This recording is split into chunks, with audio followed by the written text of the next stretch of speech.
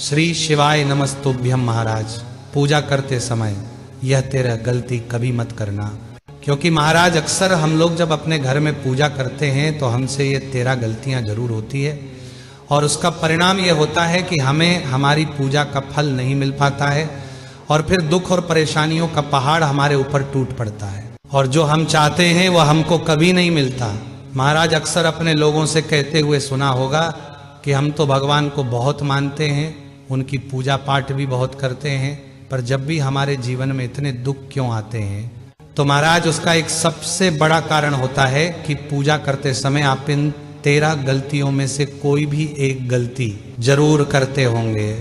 तो अगर आप लोगों के घर में भी आपके साथ कुछ ऐसा ही होता है तो आप समझ जाए कि आप भी पूजा पाठ में ये 13 गलतियां करते हैं, और इन गलतियों को सुधारना से ही आपके जीवन से दुख और परेशानियां दूर होगी और आपका पूजा पाठ भगवान स्वीकार करेंगे। महाराज जब आप अपने घर में पूजा पाठ करते हैं तो आपकी सबसे पहली गलती यही होती है कि आप सही समय पर पूजा पाठ नहीं करते, या अगर दिया बाती करते हैं तो वह सही समय पर नहीं करते।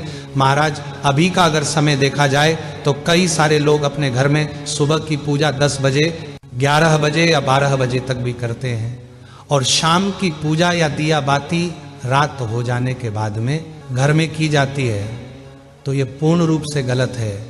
महाराज सुबह की पूजा वैसे तो ब्रह्म मुहूर्त से लेकर सूर्योदय के बाद के समय के बीच में हो जानी चाहिए, पर अगर लेट भी हो जाए तो सुबह 8 बजे से पहले पहले आपके घर में भगवान की पूजन, उनको स्नान कराकर हो जाना चाहिए। वही शाम के समय की पूजा रात होने से पहले का जो समय होता है उस समय में हो जानी चाहिए, क्योंकि शाम को विशेष रूप से दिया बाती की जाती है जो कि रात होने से पहले ही की जाती है। तो जब शाम हो रही हो, रात होने वाली हो, उस समय के बीच में आप दिया बाती करें। महाराज अब आपकी दूसरी गलती की, जिस जल से आप अपने घर के भगवानों को स्नान कराते हैं वह जल सीधा ले जाकर आप तुलसी जी के पौधे में डाल देते हैं, पर आपको ऐसा नहीं करना चाहिए, क्योंकि आप उस जल से अपने घर के सभी भगवानों को स्नान कराते हैं, जिसमें शिव जी भी होते हैं। तो शिव जी के स्नान कराया हुआ जल कभी भी तुलसी जी में नहीं डाला जाता है, इससे दोष लगता है। इसलिए इस जल को आप किसी और पौधे या पेड़ में डाल दिया करें और तुलसी जी में अलग से जल चढ़ाया करें। महाराज अब आपकी तीसरी गलती है कि जब आप अपने घर के पूजा घर में मंदिर में दीपक जलाते हैं तो दीपक जलाने के लिए आप माचिस जलाते हैं, तो दीपक को माचिस से जलने के बाद आप उस माचिस की तीली को वही भगवान के सामने जला हुआ पटक देते हैं। तो आपको ऐसा नहीं करना चाहिए। दीपक को जलाकर जली हुई माचिस की तीली को एक कोने में अलग से रखना चाहिए, वह भगवान के सामने नहीं पटकना चाहिए। महाराज अब आपकी चौथी गलती है कि आपके घर में जो दीपक रखा होता है आप उसे रोज साफ करके नहीं जलाते हैं। मतलब जब आप दीपक जलाते हैं तो सिर्फ जली हुई बत्ती को बाहर निकालकर आप उसमें नई बत्ती रख देते हैं, पर आपको रोज सुबह जिस तरीके से आप भगवान को स्नान करते हैं उसी तरीके से दीपक को भी रोज स्नान कराकर ही उसमें दिया बाती करना चाहिए। महाराज अब आपकी 5वीं गलती यह है कि आप जब अपने घर के मंदिर में पूजा करते हैं और आरती करते हैं तो आप पूजा घर की घंटी को सही तरीके से नहीं बजाते हैं या लगातार बजाते रहते हैं।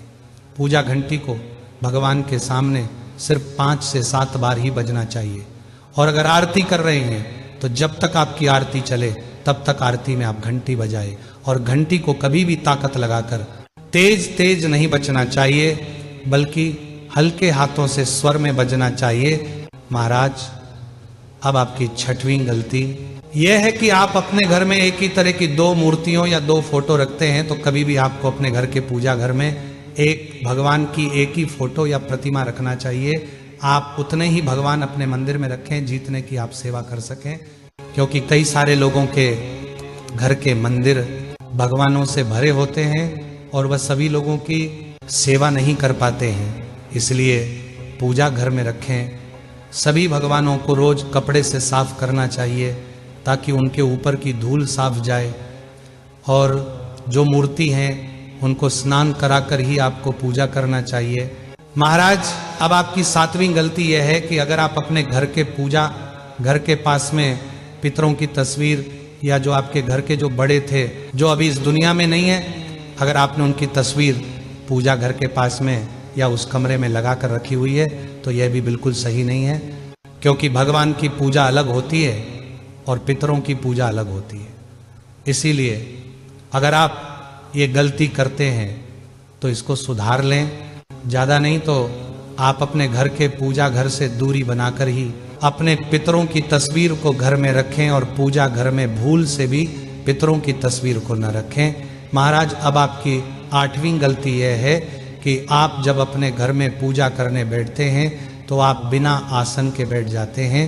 महाराज हमें कभी भी पूजा करने के लिए बिना आसन के नहीं बैठना चाहिए, पहले जमीन पर कुछ बिछाकर ही बैठना चाहिए और फिर पूजा करना चाहिए। और उस आसन पर बैठने से पहले उस आसन के पैर पड़कर ही उस पर बैठना चाहिए। महाराज अब आपकी नवी गलती यह होती है कि आप अपने घर में जो लड्डू गोपाल होते हैं उनको तुलसी पत्र नहीं चढ़ाते हैं। अगर आपके घर में तुलसी जी का पौधा लगा हुआ है तो आपको तुलसी जी के पौधे से पत्ती को तोड़कर लड्डू गोपाल जी को जरूर चढ़ाना चाहिए।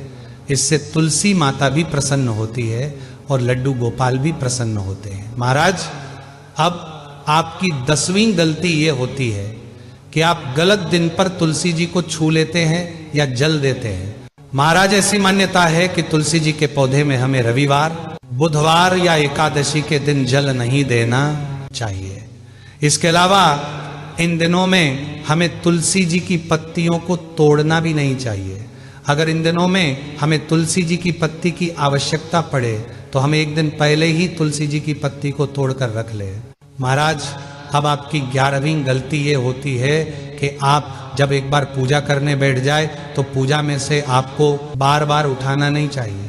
पूजा की सारी सामग्री और जो आपको पूजा करते समय सामान लगे वो पहले से ही आपको अपने पास में रखना चाहिए और पूजा करके ही उठाना चाहिए। पूजा करते समय बार बार बीच में उठाना नहीं चाहिए। महाराज अब आपकी 12वीं गलती ये होती है कि आप सुबह पहले मंदिर जाते हैं, फिर अपने घर की पूजा करते हैं। और कई सारे लोगों का ये प्रश्न भी होता है, तो आप सुन लीजिए।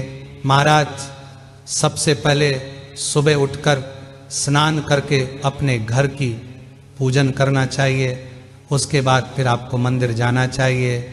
हालांकि पहले मंदिर जाने में भी कोई परेशानी नहीं, पर घर के भगवानों को स्नान कराने के बाद, पूजन करने के बाद अगर आप मंदिर जाए तो ज़्यादा अच्छा रहेगा।